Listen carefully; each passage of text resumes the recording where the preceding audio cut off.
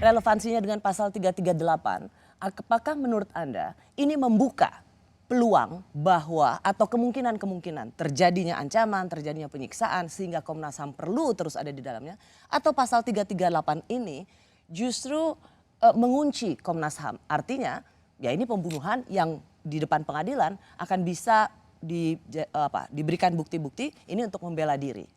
Karakter dasar 338 memang pembunuhan yang berdiri sendiri dia. Dia tidak punya dimensi perencanaan. Padahal kami sedang menyusuri ya tahapan demi tahapan apakah betul ancaman itu terjadi. Ini misalnya komunikasi antara Joshua sama pacarnya 1 hari sebelumnya. Apakah betul penyiksaan itu terjadi?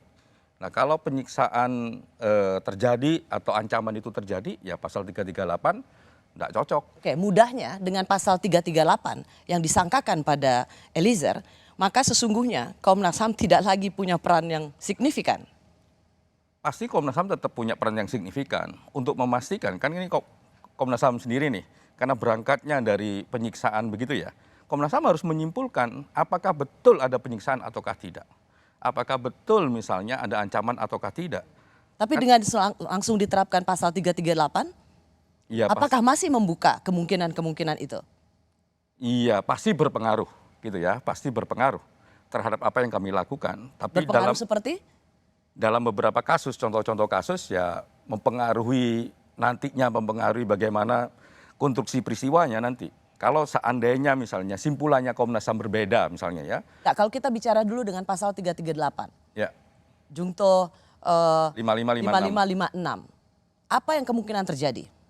Bahwa pembunuhan itu betul ada yang mati tertembak, tetapi kemudian itu bisa dianggap sebagai pembunuhan membela diri, bukan pembunuhan berencana. Ya. Itu pilihannya penyidik gitu. Jadi kalau 338 itu kan ruang peristiwanya jadi sangat sempit. Ya. 338 itu ruang peristiwanya jadi sangat sempit. Nah, sedangkan yang kami sedang telusurin itu ruang peristiwanya sangat luas. Luas karena apa? Misalnya sejak awal kami nelusuri bener nggak sih ancaman? Bener nggak sih ada ancaman? Bener nggak eksis itu ancaman? Kan jadi, begitu. Sebagai komisioner yang selama ini mengawal kasus penembakan atau terbunuhnya Brigadir Joshua, Anda cukup kecewa dengan penetapan sebagai tersangka dengan pasal yang dikenakan 338? Kami menghormati teman-teman penyidik, tapi ya kami mohon teman-teman penyidik juga menghormati proses yang sampai saat ini masih kita jalankan. Anda masih ingin melihat peluang atau kemungkinan bahwa Joshua meninggal karena penyiksaan?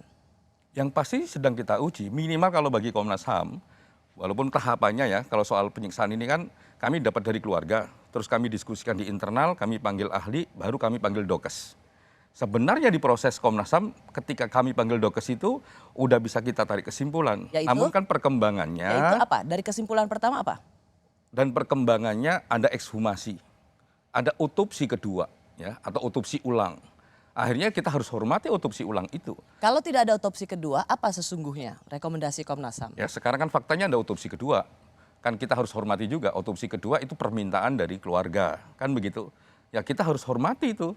Kita tunggu jadinya. Harusnya memang soal penyiksaan ini kemarin-kemarin sudah bisa kita ambil kesimpulan sebenarnya. Yaitu? Apakah penyiksaan itu terjadi ataukah tidak. Yaitu? Namun ketika keluarga meminta ekshumasi dan otopsi ulang, kami itu yang harus. Saya ketahui Bung Anam, karena Anda sudah 2 kali mengatakan sesungguhnya sebelum ada otopsi kedua kami sudah bisa mengambil kesimpulan. Saya ingin tahu apa kesimpulan itu. Oh itu nggak bisa dipublikasi tentunya, karena kita menghormati proses yang sedang berjalan.